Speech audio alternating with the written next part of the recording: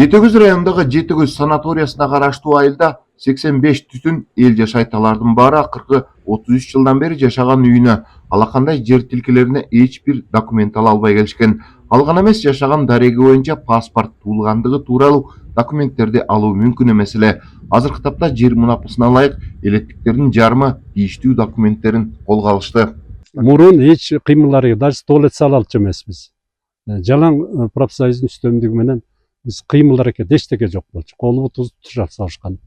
Анан кийин президентибизге рахмат, мондай мунапыс жарыялап, ар бирибизге уже китеп бере баштады. Эми азыр 37 китеп берилди. Эми дагы калды, дагы берилет, дагы изилдеп атышат, дагы берилет.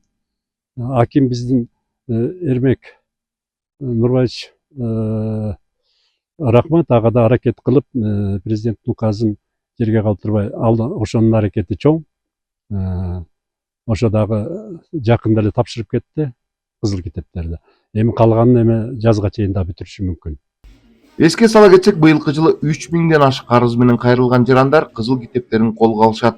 Бул багытта атайын комиссиянын изилдөө иштери, тийиштүү документтерин даярдоо боюнча жумуштар жүрүп жатат. 24-жылы 2005 кишиге документтерин берди. Быйыл болсо где-то порядка 3000дей жарандарга ошол берели деп даярдап атабыз. Бул үчүн ошол биздин кадровый потенциал дагы жакшы. Азыр бизде ошол жанагы GPS приемниктер менен баягы бүткүл дүйнөлүк система координатына кирип, бүгүнкү күндө ошо иштерин алып баратышат. Анан биздин мындай өндүрүмдүүлүгүбүз дагы өткөн жылга да салыштырмалуу да жогору болот деген пландарыбыз бар да.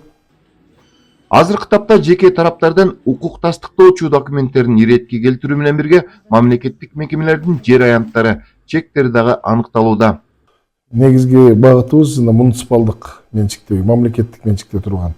Азыр мына райондук администрация менен, айыл өкмөттөр менен ушул иш алып барып атабыз.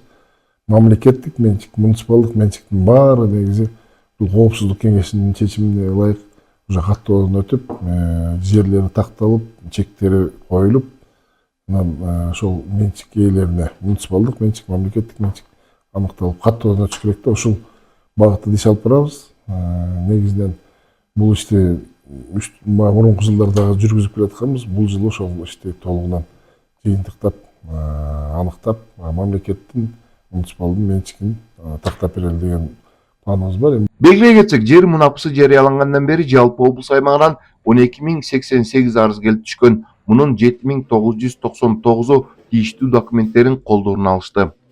Эжел Месбек, 7 канал, Ысык Көл облусу.